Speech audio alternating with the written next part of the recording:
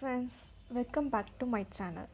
நீங்கள் இப்போ தான் என் சேனல் ஃபஸ்ட் டைம் பார்க்குறீங்கன்னா மறக்காமல் சப்ஸ்கிரைப் பட்டன் ப்ரெஸ் பண்ணிக்கோங்க. அப்படியே பக்கத்தில் இருக்க பெல் ஐக்கானையும் ப்ரெஸ் பண்ணிக்கோங்க. இன்றைக்கி நம்ம வீடியோவில் என்ன பார்க்க போகிறோம்னா, எனக்கு ரொம்ப ரொம்ப பிடிச்ச அவல் பாயாசம் பார்க்க போகிறோம். ஸோ வாங்க நம்ம வெயிட் பண்ணாமல் டேரெக்டாக வீடியோக்குள்ளே போயிடலாம். நான் இன்றைக்கி ஒரு டம்ளர் அவல் எடுத்துருக்கேன். அதை நல்லா க்ளீன் பண்ணி எடுத்து வச்சுருக்கேன். அந்த அவலை இப்போ நம்ம நல்லா பொன்னிறமாக வறுத்து எடுத்துக்கலாம்.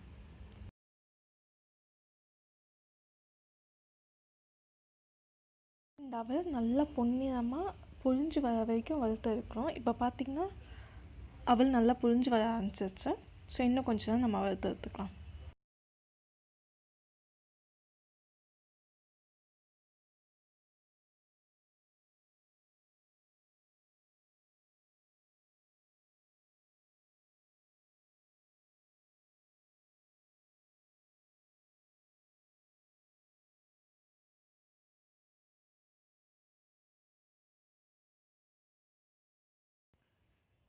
இப்போ பார்த்திங்கன்னா அவல் நல்லா புழிஞ்சு ஒரு ப்ரௌன் கலரில் வந்துருச்சு. இப்போ நம்ம இதை பாத்திரத்துக்கு மாற்றிடலாம்.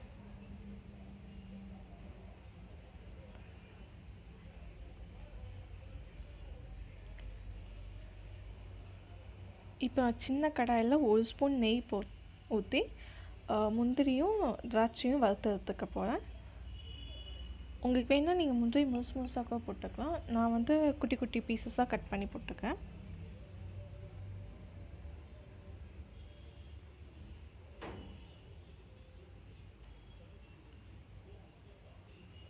இதில் திராட்சையும் போட்டு திராட்சை நல்லா பலூன் மாதிரி உப்பி வர வரைக்கும் வறுத்து நம்ம தனியாக எடுத்து ஒரு பாத்திரத்தில் வச்சுக்கலாம். இப்போ பார்த்திங்கன்னா திராட்சை நல்லா உப்பிச்சு, முந்திரியும் நல்லா வறுத்தாச்சு. இதை நம்ம தனியாக ஒரு பாத்திரத்தில் மாற்றிக்கலாம்.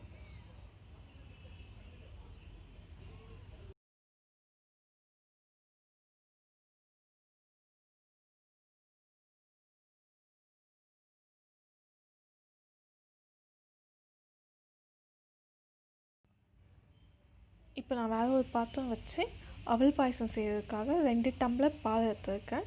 நான் அவலை எந்த டம்ளரில் அளந்தோனோ அதே டம்ளரில் தான் பால் எடுத்துருக்கேன், 2 டம்ளர்.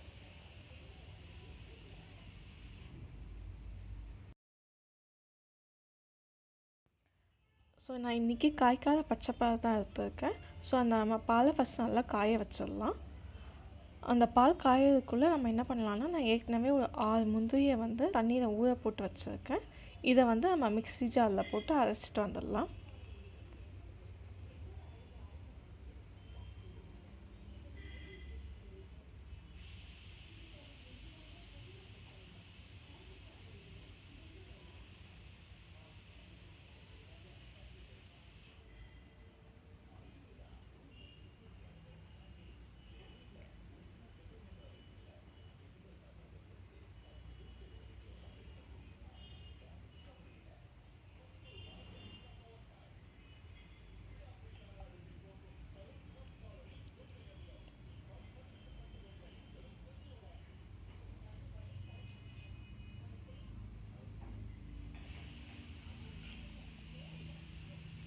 இப்போ பார்த்திங்கன்னா பால் பொங்கி வருது. ஸோ பால் பொங்கினதுக்கப்புறமா நம்ம சிம்மில் வச்சு கொஞ்சம் சுண்ட விட்டுடலாம் பாலை.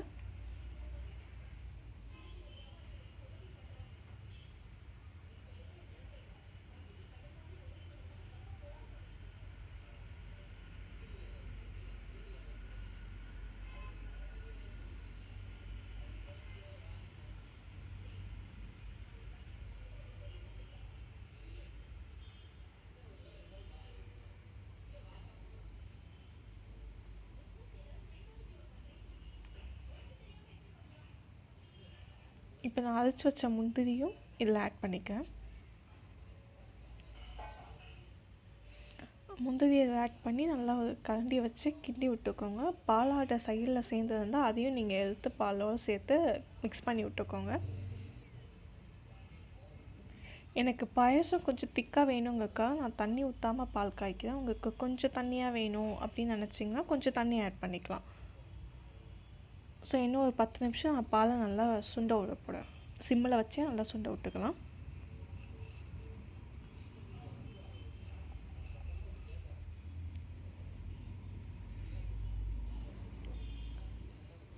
ஸோ பால் கொஞ்சம் சுண்டினோடனே நம்ம வறுத்து வச்சுருந்த அவளையும் இதில் சேர்த்து அவளை நல்லா வேக விட்டுடலாம்.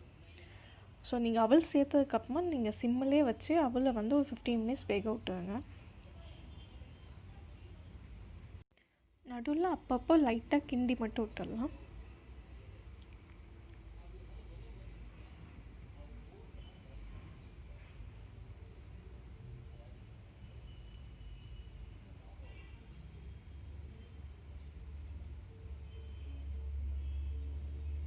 ஸோ நம்ம ஸ்டவ்வை சிம்மிலே வச்சு அவளை நல்லா வேக விடலாம்.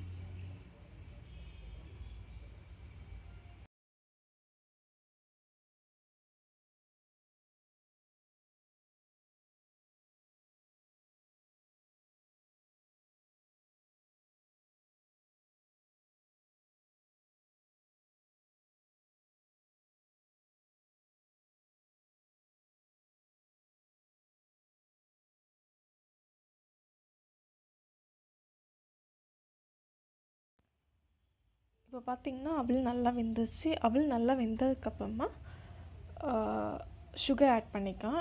நான் இன்றைக்கி 2 கிளாஸ் பால் எடுத்துருக்கேன். ஸோ அதுக்கு நான் 1 கிளாஸ் சுகர் ஆட் பண்ணிக்க போகிறேன்.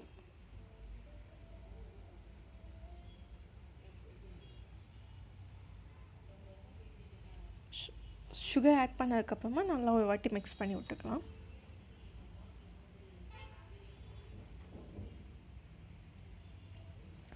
உங்களுக்கு வேணும்னா நீங்கள் சுகருக்கு பதிலாக வெல்லம் கூட ஆட் பண்ணிக்க, அதுவும் நல்லா டேஸ்ட்டாக தான் இருக்கும்.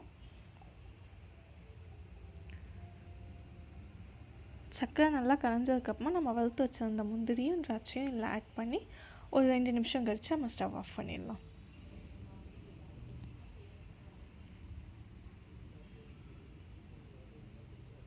அவ்வளோதாங்க, ரொம்ப டேஸ்ட்டான அவல் பாயாசம் ரெடி ஆயிடுச்சு. இந்த ரெசிபியை நீங்கள் வீட்டில் ட்ரை பண்ணி பார்த்துட்டு எப்படி இருந்துச்சுன்னு கமெண்ட் செக்ஷனில் சொல்லுங்கள். மறக்காமல் என் சேனலை சப்ஸ்கிரைப் பண்ணுங்கள். தேங்க்ஸ் ஃபார் வாட்சிங். பாய்.